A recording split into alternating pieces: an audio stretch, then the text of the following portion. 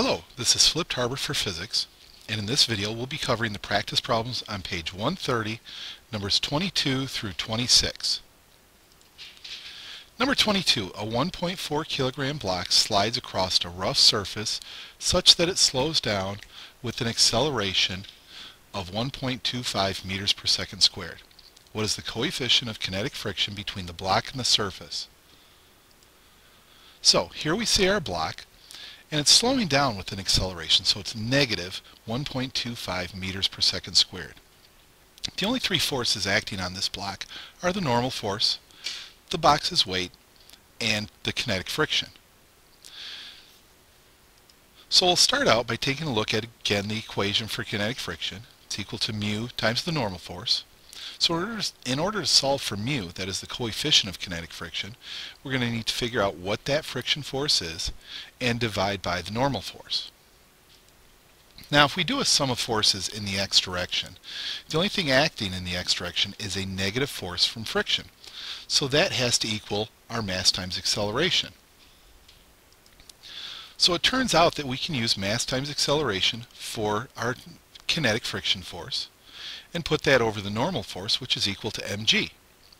The two m's cancel top and bottom, so our coefficient of kinetic friction for this example is equal to the acceleration of the block divided by g. Now do not put this in your test booklet like it's an equation you can use whenever you want. This is just specific to this problem. Now we go ahead and plug in our acceleration of 1.25, our acceleration of gravity of 9.80, and we get a mu of 0.13. In number 23, you help your mom move a 41 kilogram bookcase to a different place in the living room. If you push with a force of 65 newtons and the bookcase accelerates at 0.12 meters per second squared, what is the coefficient of kinetic friction between the bookcase and the carpet? So our picture looks very similar to the last one, except we have this push force of 65 newtons.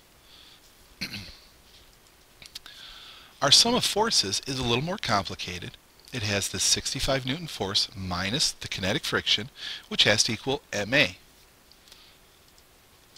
Which means that our kinetic friction force has to be equal to the 65 newton force minus the mass times acceleration of the bookcase. Again, our mu is equal to the kinetic friction divided by the normal force. And we plug in what we've learned. 65 newtons minus ma divided by mass times gravity. When we get all done plugging it into our calculator, we find out that the mu for the kinetic friction, that is the coefficient of kinetic friction, is equal to 0.15. In number 24, a shuffleboard disc is accelerated to a speed of 5.8 meters per second and released. So that 5.8 meters per second becomes our V initial. If the coefficient of kinetic friction between the disc and the concrete court is 0.31, how far does the disc go before it comes to a stop? The courts are 15.8 meters long. Now, they're telling us our mu in this case, and we need to figure out a distance. By the way, the statement that the courts are 15.8 meters long means that they're plenty long enough. They're not going to hit a wall or a fence or anything like that. So here we see our picture, and I've drawn in the VI with a red vector. It's not a force, so make sure that if you include it as a different color. We see that the only three forces acting on the puck are the normal force, its weight, and the kinetic friction force. So that means that the kinetic friction is what's providing the acceleration for this system. So we take mu times the normal force and set it equal to ma. A little bit of tweaking the equation, we can solve for acceleration and see that it's equal to negative mu times g. Now we're going to solve for that distance, and since we don't know the time, we're going to use this equation that involves the two velocities squared and the acceleration. Plugging in our v final of 0 because we want it to see how far it goes before it comes to a stop. Plugging in our 5.8 meters per second as our vi, and our newly found negative 3.038 for acceleration. we find out that the shuffleboard disc will go 5.5 meters. In number 25, it says, consider the force pushing the box in example problem 4. How long would it take for the velocity of the box to double to 2.0 meters per second?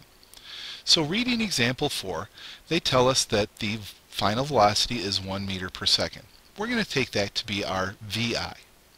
Also looking at example problem 4, we see that there is an acceleration already found of 2.0 meters per second squared.